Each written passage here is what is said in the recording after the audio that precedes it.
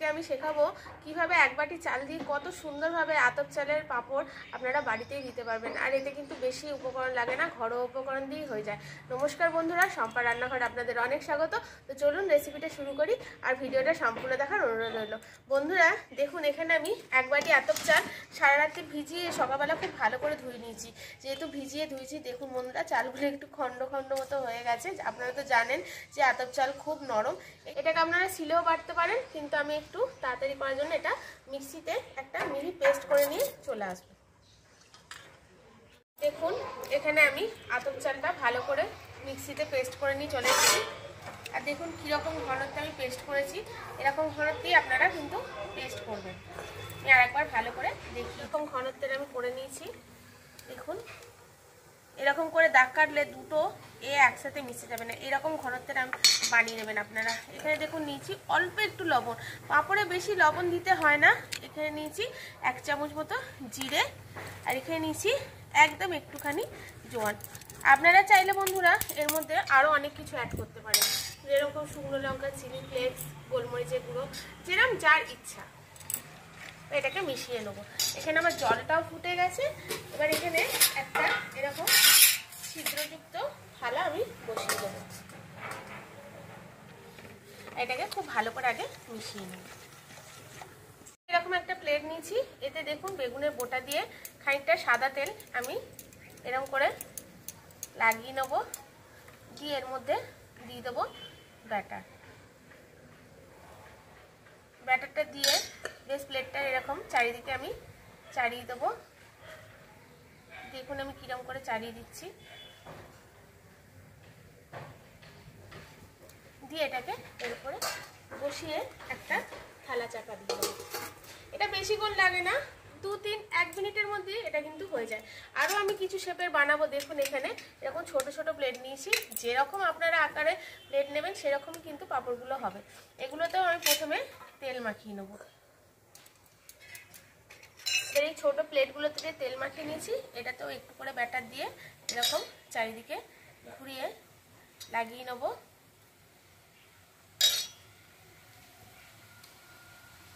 প্রত্যেক কটাতেই আমি এরকম করে লাগিয়ে নেবো বন্ধুরা। 1 মিনিট হয়ে গেছে, খুলে দেখবো।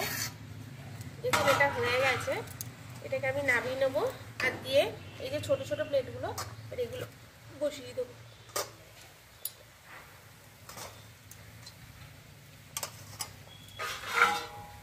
চাপা দিয়ে বেশিক্ষণ সময় লাগে না বন্ধুরা, ওই 1/2 মিনিটের মধ্যেই কিন্তু হয়ে যায়। এটাকে একটু ঠান্ডা হতে দেবো। ঠান্ডা হয়ে গেলে কিন্তু তার সাইড দিয়ে ছেড়ে মতো যাবে, তখন এটাকে ঠান্ডা হয়ে গেছে। দেখুন প্রথমে সাইডগুলো একটু এরকম করে নেবো যাতে তাড়াতাড়ি ছেড়ে যায়। প্রথমটা একটু অন্যরকম হয় বন্ধুরা, আপনারা তো সকলেই জানেন। এবার দেখুন তুলবো, দেখুন আস্তে আস্তে কিন্তু ছেড়ে যাচ্ছে।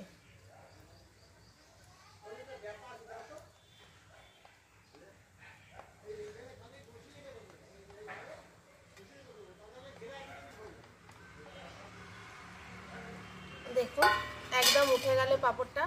আর এরকম করে এখানে দেখুন আমি একটা প্লাস্টিক নিয়ে নিয়েছি, এতে এরকম করে সবুজ দিয়ে দেবো। এখন আমি রোদ্দুরে দিইনি, আমার আগে হয়ে গেলে তারপরে আমি সবগুলো রোদ্দুরে দিয়ে দেবো। এবার এটাও আরেকবার আমি তেল ব্রাশ করে নেব। আমাদের তো দেশি ব্রাশ হচ্ছে এই বেগুনের বোটা। এবার এর মধ্যে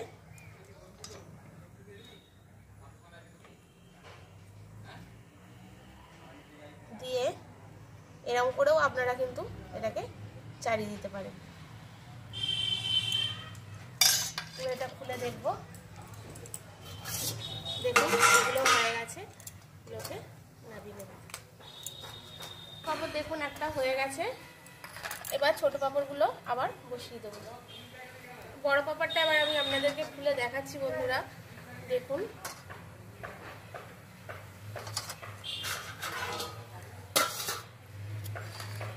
দেখুন প্রথমে ছুরির সাহায্যে একটুখানি তুলে নেবো এরকম করে।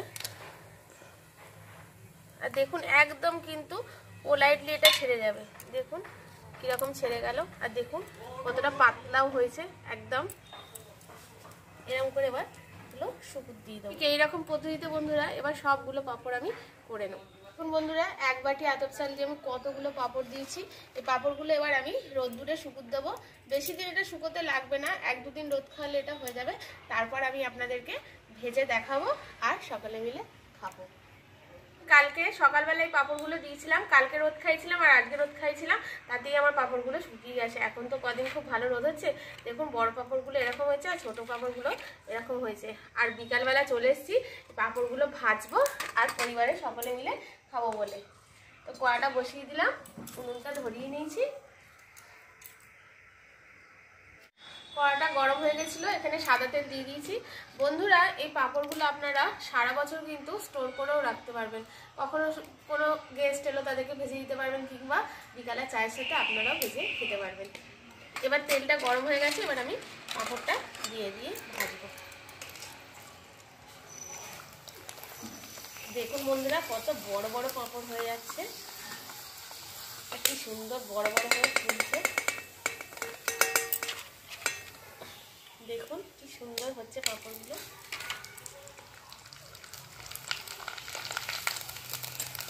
দেখছেন কত বড় বড় হচ্ছে পাঁপড়গুলো, একদম পারফেক্ট যেরকম আমরা দোকান থেকে চালের পাঁপড় কিনে খাই সেরকমই হচ্ছে বন্ধুরা। দেখুন একটা ছোট পাঁপড় আমি ভেজে দেখাচ্ছি বন্ধুরা, কালকে যে ছোট পাঁপড়গুলো দিয়েছিলাম।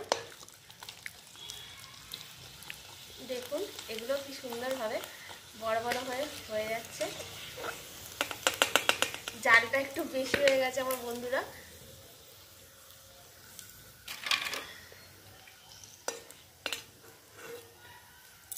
এবার আবার একটা বড় পাঁপড় দিয়ে দেবো। দেখুন কি সুন্দর বড় বড় হয়ে ফুলে যাচ্ছে। দেখুন বন্ধুরা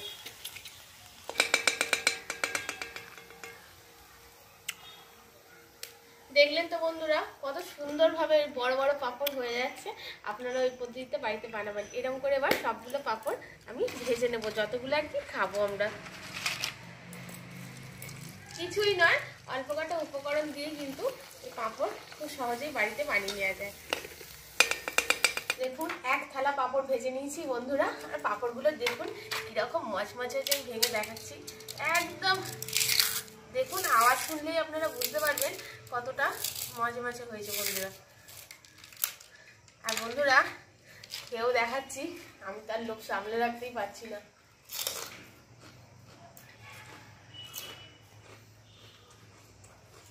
একদম মচমচ করছে বন্ধুরা, আর চার সাথে হলে না একদম জমে যাবে যাকে বলে।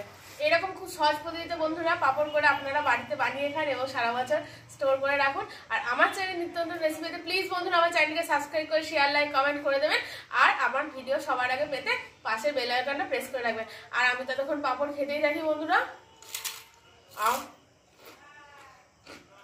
আরো সুন্দর হয়েছে বন্ধুরা, কি বলবো।